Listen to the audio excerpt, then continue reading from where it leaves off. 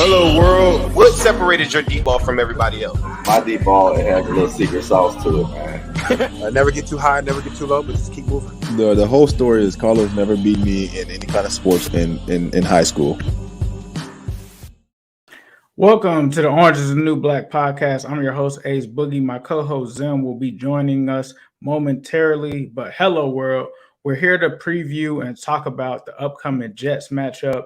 Obviously, Cincinnati is going on the road here to New York to play this game after coming off of a huge victory against the Baltimore Ravens. And it's almost kind of crazy because the national media is now giving the Bengals a ton of props.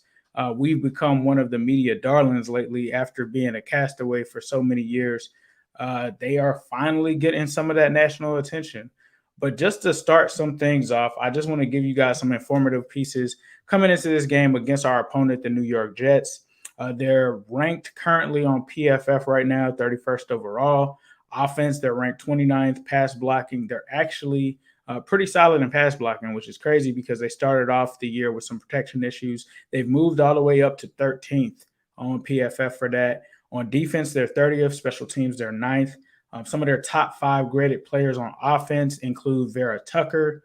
They also have George Fant, McGovern, another lineman, Morgan Moses, and Corey Davis. So that's where they're looking at as far as the offensive grades. On defense right now, it's Tim Ward. It's Jonathan Franklin Myers. I'm going to butcher this guy's name. Fatukasi, I believe his name is. He's a defensive interior. Michael Carter II and Bryce Hall. So for the most part, D-line and their corners seem to be some of the strengths of this team. But we got my man Zim getting ready to pop in. But we're probably going to start this off talking about what the media is kind of talking about with the Bengals, and then we will get into a little bit of this Jets game. Just some more insight into the Jets.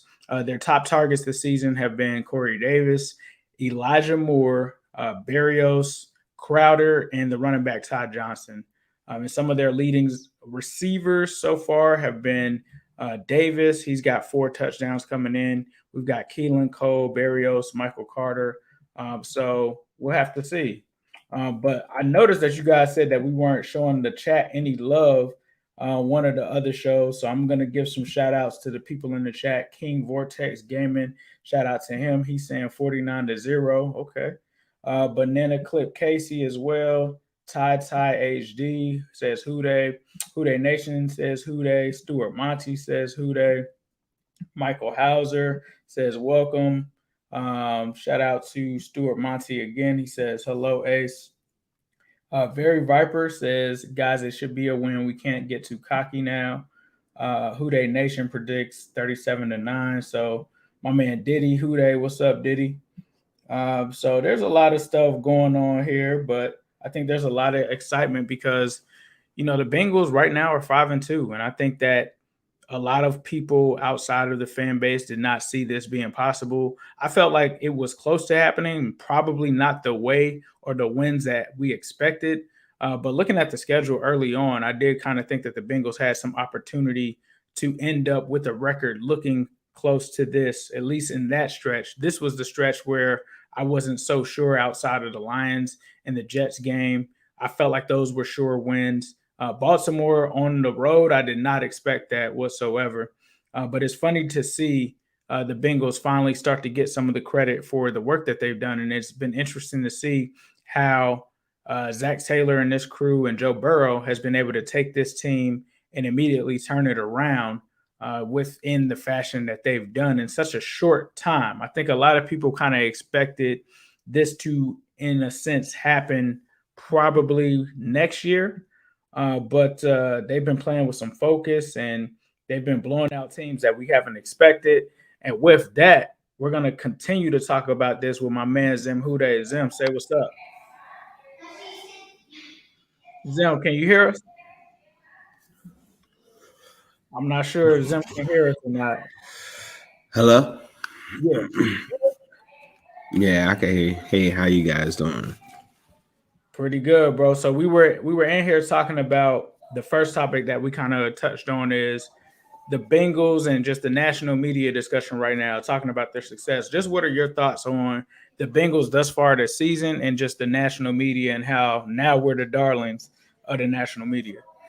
I mean, I feel like a lot of people, are going to be saying that, like giving us this temporary love. I think I was watching like a special of, like inside the NFL and what's his name, Brandon Marshall was the one that I think is probably more realistic on like what people really are thinking. Right. It's just that on a national media stage or whatever, it's always about right now, right now, right now. And Brandon Marshall was quick to say like he wasn't drinking the tea, which I thought was cool.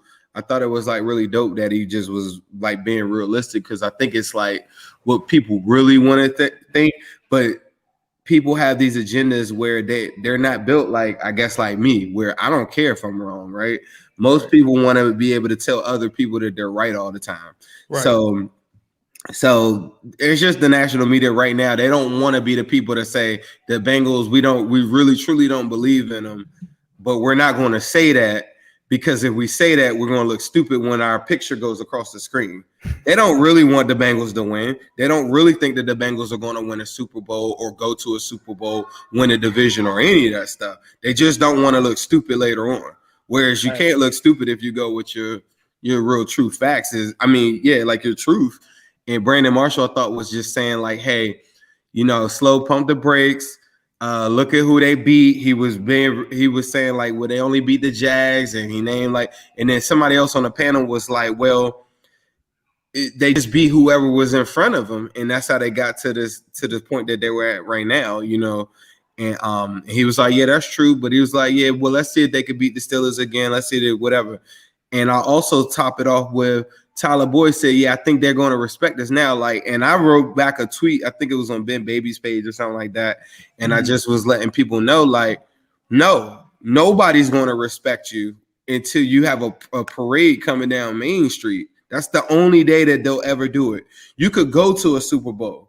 You could tell everybody, like, we could go crush teams by 40 points. Until you get a Super Bowl ring, all your ops, everybody that you talk to every single day of your life that never believed in the Bengals all this time will sit there, be silently seething, waiting for the Bengals to lose. I don't care what they say on the national media. They don't want them to win. And because it makes their job so much harder. They can't go and copy and paste the same story that they've been writing. So I don't believe any of these people. I just think they don't want to look stupid in front of millions of people. That's what I think. No, that's real. You made a great point with that. It definitely is a lot of fake love out there.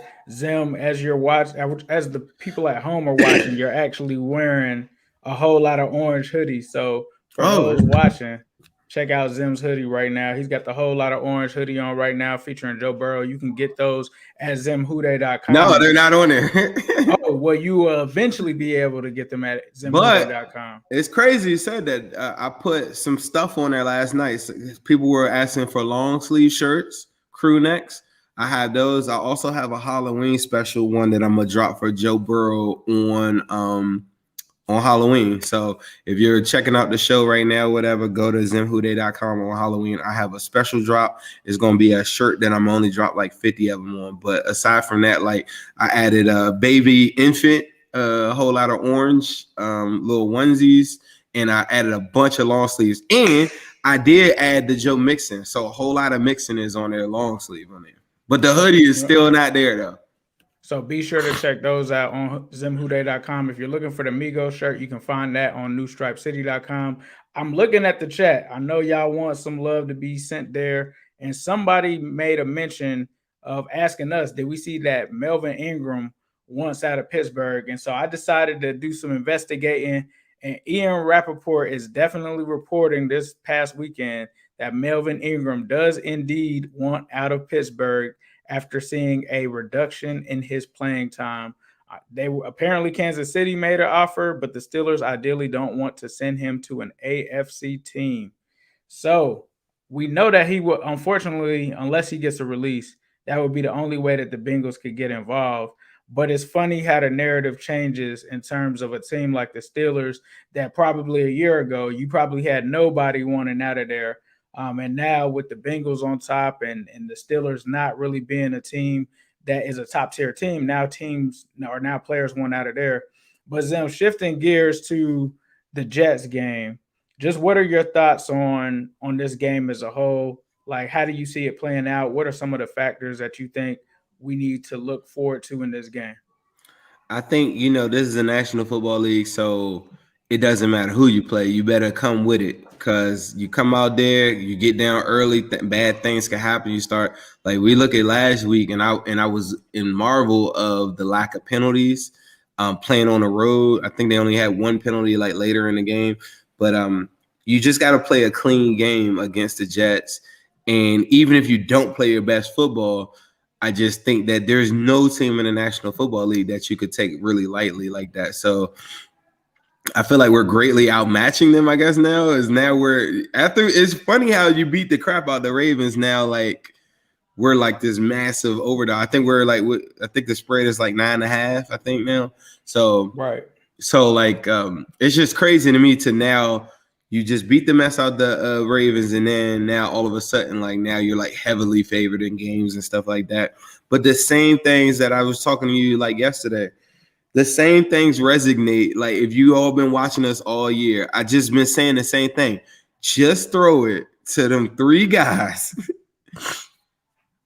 And by the time you get to the end of the game, you got three guys getting 8 targets. That's 24 passes right there, right? It's very unique to look at it like that. I get it. You do that. You then come back and say, Uzomah, you get 3 targets now, and then now you're at 27. The other 3 targets will go to a running back such as Joe Mixon. Y'all want to throw it at P. Ryan? Cool. Be my guest. Do it. Joe that was one of my favorite plays where he improvises and then catches P. Ryan, makes a great play out of it, because any normal quarterback probably would have got sacked right there. But if you just use the distribution chart to use those 30 attempts like that every week, there's not any – I can't think of – there's only 2 teams in the AFC I think that could keep up with us. 3 if you count the Ravens. As of right now, things could change. The Chiefs could catch fire, and everybody's totally just dismissing them right now. Like, they might get their stuff together 5 weeks from now and be going crazy. But on teams like the teams that are lesser than, that have less athletes and less firepower, someone like the Jets, just use that 30 distribution chart. Like, Joe Burrow should be throwing 30 times a week is my magic number or whatever. But if you go give those 8 targets to the 3 Migos, the other targets to Uzomah and Mixon, and please Chris Evans get healthy. You do those right there, you couldn't lose to the Jets. So if you walk out of a game and you didn't do that, and the score didn't look like what it was supposed to, is because you didn't do the formula that you just did with the Ravens. Now, mind you, the Ravens game was really solely taken control of by the defense. So take it from me, I learned on the fly too. For years, I said your offense is your defense. This defense absolutely has shown me that in order to have sustainability while you're waiting for your offense to take flight and center and everything like that, your defense better be doing more than just stopping guys on third down. Because I think I was talking to somebody the other day about the 2005 team. 2005 team was really, really good, but their defense was never like this. Fact. Their defense just would get a bunch of turnovers, and they would get a whole bunch of yards on them. So my whole idea and my concept and my ideology behind everything was like, well, I mean, the defense, like, I mean, if they could just limit how many points scored, but now they're taking teams in 2021 and absolutely just deleting your running game or deleting a passing game in that one particular game, and then that in itself spearheads the whole game itself. From then yeah, your offense, I put up points. I put a tremendous amount of pressure on the opposition every time, and it is what it is. And if you could do that with the Jets, just by throwing the ball to those guys, being solid at the point of attack up front, which we've done so much better with this year, then I think you can come out of this thing with a win. It could be another blowout where you see Joey B and them on the bench for the full quarter, but it's all predicated on not trying to get cute, not trying to do nothing crazy, just going with your talent. Just going with your talent. I watched a Rams game this past week. they absolutely scheme ways to figure out ways to get Cooper Kupp the ball in space. There are it blows my mind. Like the Rams are a scary team to me when they're clicking. We don't have that. We're just going off of what the Steelers did for years. Is just have the more talented guys at the skill positions and make them win their one-on-one matchups. And if you just do that, you don't have to really out scheme like lesser than opponents. And that's my idea of going into the Jets. Right. So just giving you guys some updates on the injuries. We kind of touched a little bit on them, but the injury report as we record this Thursday, the Thursday's injury report hasn't come out. So we've got Wednesdays here. Chris Evans did not practice. Trey Hopkins did not practice. It looks like Trey Hendrickson was limited. Jackson Carman had a full practice on the Jets side. Tevin Coleman, the running back, did not practice. Joe Flacco did not practice. And a lot of people have asked, is Joe Flacco going to start in this game? There have been reports that have said that he's not. So you will see Mike White there. Bryce Huff, the defensive lineman, did not practice. Tavon Wesco, a tight end, did not practice. Quincy Williams, not Quentin Williams, Quincy Williams, a linebacker, did not practice. Obviously, Zach Wilson did not practice as he's out for a few weeks for them. Tyler Kroft, the old Bengal, had a limited practice. Shaq Lawson had a limited practice, and C.J. Mosley had a limited practice, as well as the safety Ashton Davis. So for myself, looking into this game, the one thing, like Zim said, is you just have to go in and essentially use your guys better offensively than their guys. They're going to have some matchups, right? But this is a solid defense. I will say that defensive line that they do have is probably a lot better than some people think at first glance. And protecting Joe Burrow and keeping the pocket clean, which the Bengals have done, by the way, the past two games. Me and Zim have talked about that. If they just continue to do that, they should be good up front with protecting Joe Burrow, making sure that we come out of this game without any kind of injuries or anything like that. And then I think offensively, with them having a guy like Corey Davis, I think that you put Cheeto, who's, by the way, the second cover corner on PFF right now in the entire league. I think you put Cheeto on him. They got some other guys, Elijah Moore, who me and Zim kind of talked about during draft season. That's another guy that you have to kind of contain for this team. A surprise guy for them is Keelan Cole. So you definitely don't want him to be a factor in this game. For the most part, this team passes. When you look at their philosophy, they pass 65% of the time. They really only run 35% of the time. But with the Bengals' philosophy, like Zim said, you still want to stop that run and try to make them one-dimensional. We want teams to pass. We want teams to allow guys like Trey Hendrickson and Sam Hubbard to get up after them. So that is definitely going to be a key in this one. And then I think, as far as defensively, you just have to contain some of those guys that I've touched on and just do what the Bengals have done. They've been great in the red zone. That's something else that they've taken away from offenses. Even if there are drives, if they don't force 3 and outs and you do get yardage on them on a deep bomb or something like that, they do a great job of making sure that you don't score or that you leave with a field goal.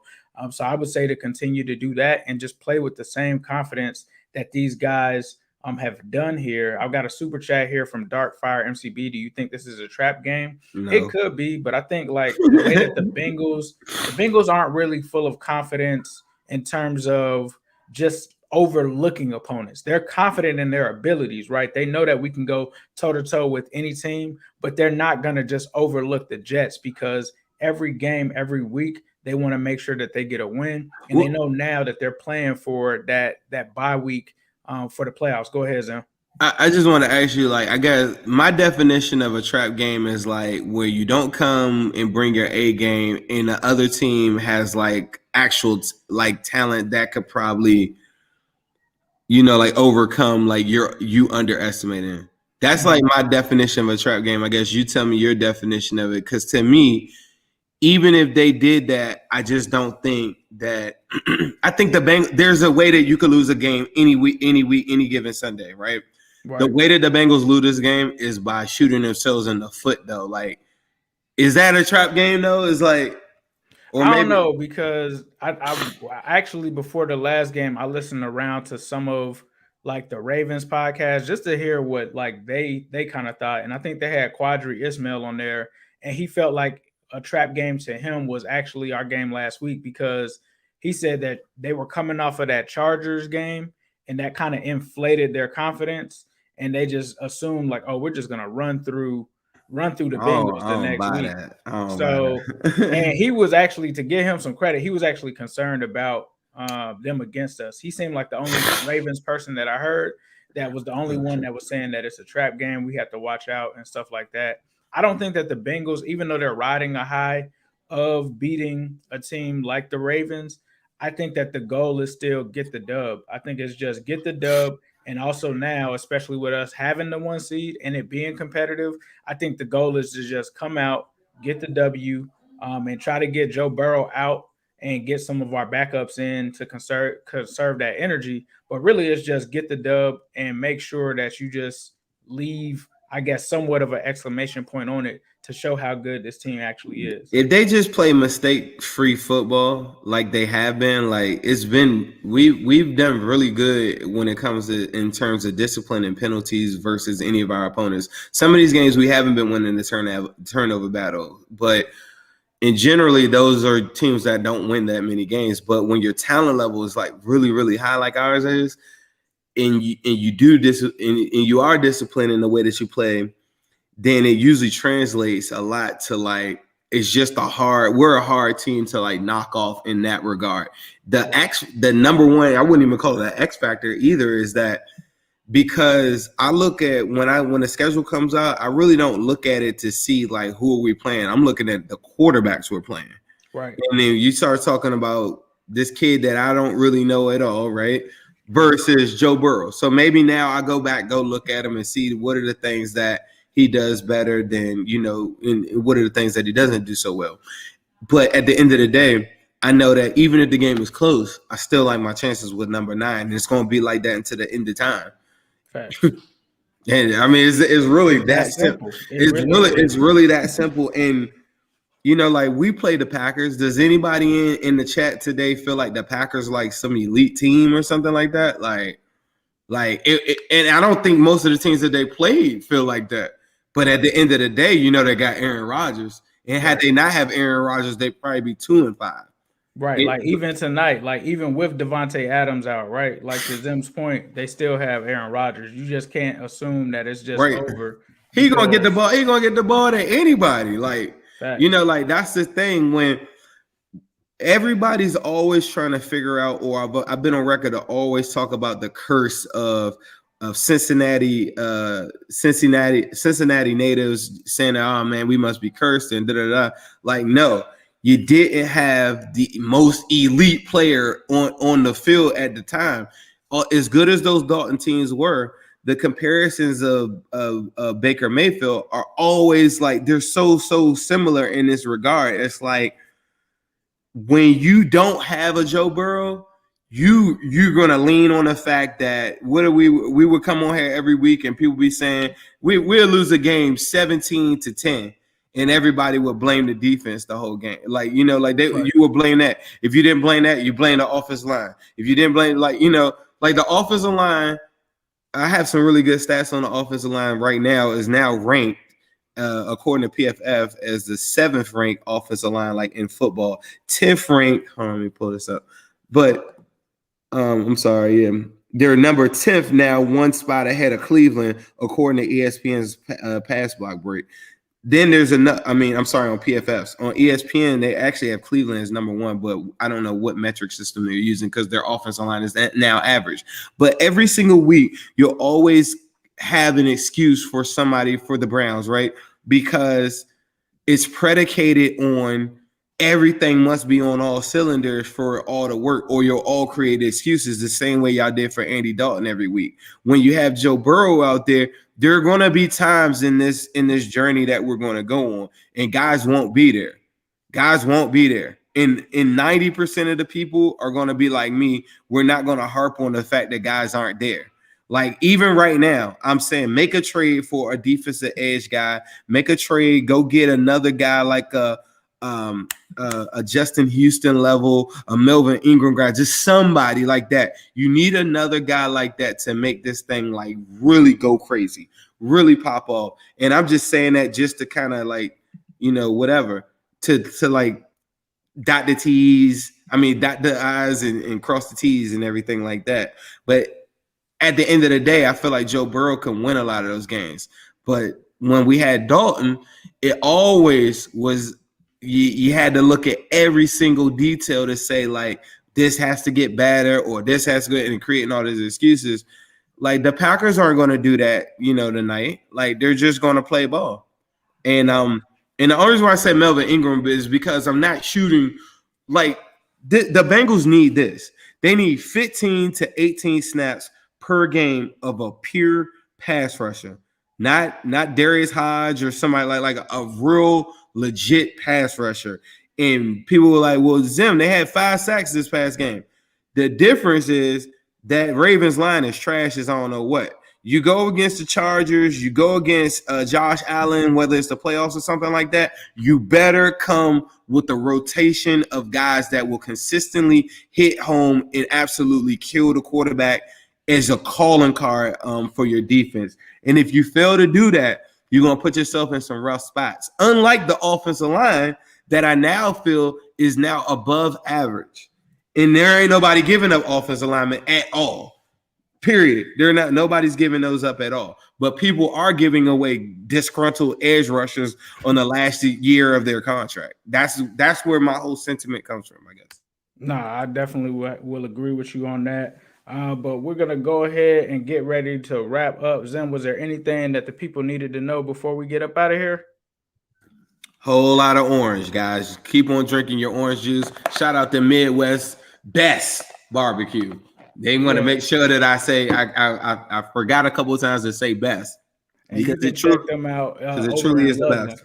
Definitely is for sure. So make sure I mailed somebody off. I had a trivia on Twitter the other day, and I just mailed off some coupons to a kid the other day too that won some of the trivia questions. So if you don't follow us on Twitter, please make sure you follow Ace and New Strike City on Twitter and me and Zim Hude on Twitter. But I do trivia stuff. I give out coupons. I give out all types of stuff. But it is, but I'm doing it because I just want people to go eat at the best spot. I don't know, Midwest Best. Facts. That brisket, those chicken wings, be sure to check it out. But of course, we're going to end this with a yes, Sirski. Hello, world. What separated your deep ball from everybody else? My deep ball, it has a little secret sauce to it, man. Never get too high, never get too low, but just keep moving. The whole story is Carlos never